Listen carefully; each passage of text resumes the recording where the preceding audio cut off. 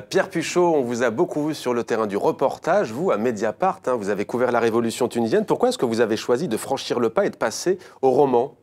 C'était un projet que j'avais depuis quelques années déjà, l'idée que pour décrire le réel, la littérature peut être utile, c'est quelque chose qui est assez intéressant. Ça permet aussi de convoquer des lieux différents, de les faire un peu s'entrechoquer, d'où l'idée dans le livre de convoquer Tunis, Berlin et la Grande Borne à Grigny. C'est des choses qu'on ne peut pas vraiment faire aussi facilement en journalisme, et puis c'est autre chose. Donc le roman, ça vous donne une liberté. Voilà, ça donne une liberté, ça permet aussi d'incarner un petit peu des choses qu'on voit de manière différente, d'être plus proche de choses qui sont plus de l'ordre du sentiment, du parcours personnel, puisque le livre est une sorte de parcours initiatique en fait de ce jeune Bruno qui habite la Grande Borne à Grigny.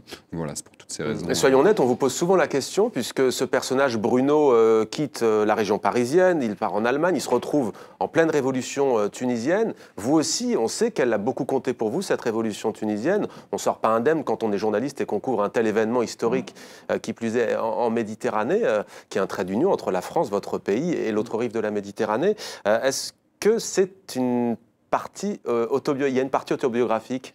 C'est pas vraiment autobiographique, mais l'idée effectivement de l'importance de cette révolution et à quel point on peut la traverser d'un point de vue personnel, ça comptait beaucoup pour moi. Je l'avais déjà mis dans un chapitre sur la révolution confisquée, mon essai précédent, en faisant le portrait d'une activiste, Olfa Riahi, pour vraiment consacrer presque un chapitre à une personne, pour vraiment incarner l'influence d'une révolution sur une personne. Cette idée qu'en fait ça transforme un pays, mais aussi le quotidien des gens en particulier, ça comptait beaucoup. Et donc l'idée de terminer en fait ce livre sur les jours de la révolution tunisienne, c'était un peu ça en fait, c'était d'incarner au niveau personnel ce que ça avait été que cette révolution. Après, il y a une autre chose aussi, c'est qu'on a été beaucoup dans une description très dure, très froide, très compliquée en fait de cette révolution, de ce processus, avec beaucoup de scepticisme. Il y a un côté réenchanter un peu le souvenir de ces journées. Pour moi, ça compte beaucoup aussi, parce que c'est quand même une mémoire qui compte, c'est une mémoire qui forge un pays, qui va le forger dans l'avenir, qui va forger son propre regard sur ce que ça a été cette révolution. C'est quelque chose qui aujourd'hui est assez peu mis sur le devant de la scène. Il n'y a pas de reconnaissance officielle de ce qui s'est passé.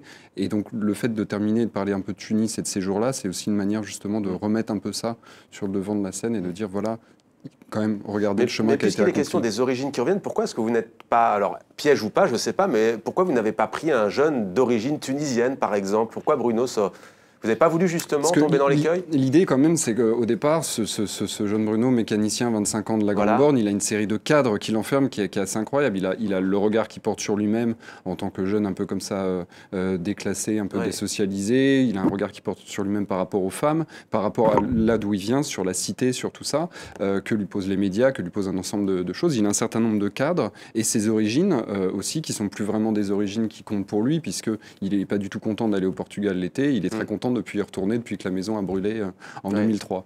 Donc voilà, donc c'est un peu ça. Et en fait, l'idée, c'est justement de s'ouvrir à l'autre, s'ouvrir aux différents terrains, aux différentes villes, à Berlin, mais aussi à Tunis, pour permettre de sortir de ces cadres.